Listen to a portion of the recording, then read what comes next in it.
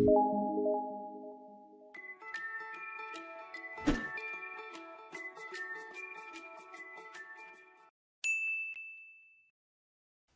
علیکم کتونکو څنګه لکھیں ټیک ټاک نن به مونږ د انسو جمع کول او منفي کول زده کوو ایډیشن اینڈ سبټریکشن آف نمبرز دې کې یو کوېسچن ورکړی شوی دی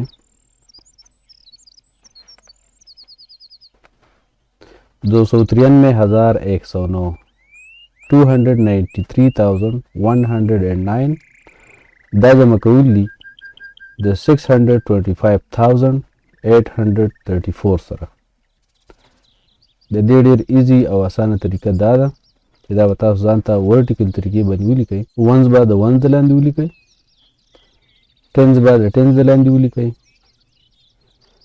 نو ډېر په اسانه به جمع شي لکه دا ځان ته لیکم ورټیکل طریقې سره 293,109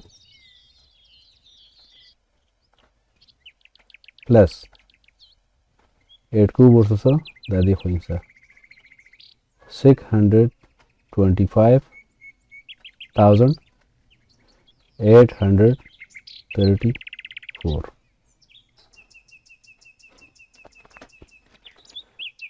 اسانه طریقه ده کوم ماشومان له چې پر خو ډېر اسان دی چا له نه ورځي هغوی دپاره هم اسان دی لکه 9 سره به د 4 جمع کوم نو که چا له ایډیشن نه ورځي نو څلور لاینونه به 9 سره جمع کړي 9 10 11 12 13 نو دلته به راشي 13 خو 13 موږ دې کې ټول نشي لیکلی 13 کې به 3 موږ دلته ولیکو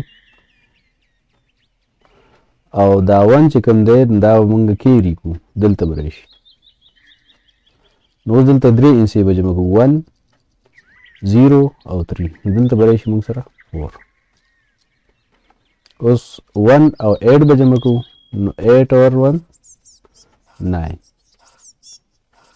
5 او 3 جمع کوي 5 سره 3 لاینز جمع کوي 5 6 7 8 اوس 9 او 2 جمع کوي 9 سره 2 لاینونه جمع کوي 9 10 11 نو دلته مونږ 11 راغی نو 11 باندې لیکو یو 1 به دلته راشي او دا 1 چې کوم دی دا به دلته کې کیری شي حاصل وشي اوس به 3 انسې جمع کوو 1 plus 2 3 3 اور 6 9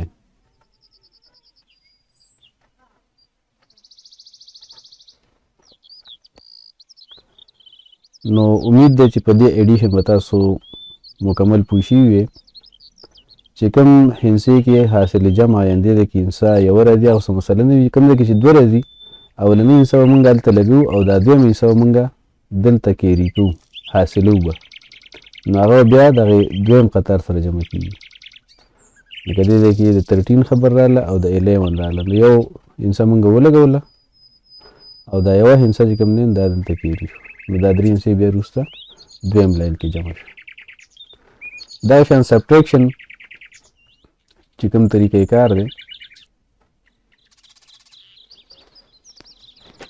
نو دی موږ ته کوېشن راکړی سوال د فالوینګ یعنې دا چې کوم سوال یې ورکړی دی دا تاسو حل کوئ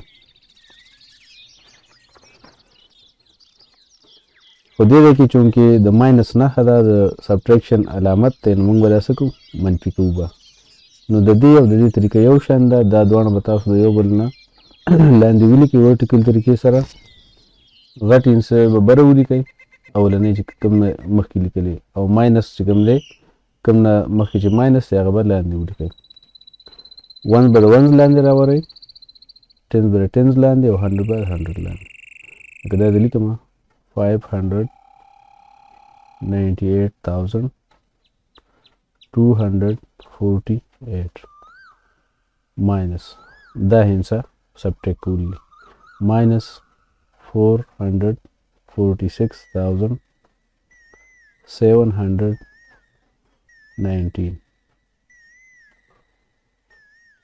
ښه جي په سبټریکشن کې هم دونه څه ګرانه خبره پکې نشته صرف هغه ځای کې مسلې جوړې شي چې کله بر هندسه وړه وي او لاندې غټه وي نو ماشومان بیا په دې نه پوهېږي. نو د هغې دپاره ډېره اسانه طریقه ده. د دې نه موږ یو هندسه چې کوم ده دې خوا راولو. لکه دا 8 دی دا 9 دی نو د 8 نه خو 9 نه ماینس کېږي سبټریکټ کېږي. نو موږ به څه چل کوو موږ به دې نه یو هندسه دلته راولو دا به 18 شي. نو د 18 نه به 9 لر کوي څه به راشي 9 به راشي. او دې ځای کې پاتې شوي څه دي 3 پاتې شوی دی. د 3 نه 1 ماینس کوي نو څه به راشي 2 به راشي.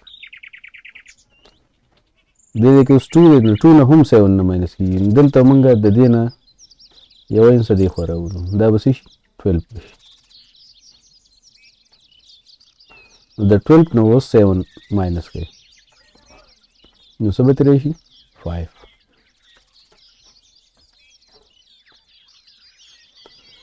دلته پاتې شوي دي 7 څه پاتې شوي 7. نو د دې 7 نه به 6 ماینس کوي 1 به راشي. د 9 نه به 4 ماینس کوي 5 به راشي.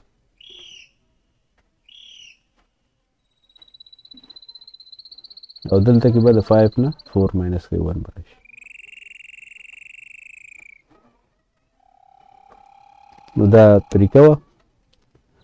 ماینس چې کوم بره غټه هندسه وي هغې کې مسله نه وي. چې کوم وړه هندسه وي هغې کې به تاسو د دې خوا کې هندسې نه چې کوم دې سایډ ته وي لیفټ سایډ ته د هغې نه به یو هندسه راولئ. لکه د 4 نه ما هندسه دلته راوستم دا 18 شو. نو 18 نه 9 موږ ماینس کړو. دلته کې 3 پاتې شو. د 3 نه 1 2. دلته کې 2 دی 2 نه 7 نه ماینس کېږي. نو 2 له بیا دوباره چې کوم دی د 8 نه به موږ کیري راولو دا کبود راولو دا به 12 شي. د 12 نه به 7 ماینس کوي نو 5 به راشي. دلته پاتې شو 7 نو د 7 نه به 6 ماینس کوي 1. دې ځای کې 9 دی د 9 نه 4 5 او د 5 نه 4 1.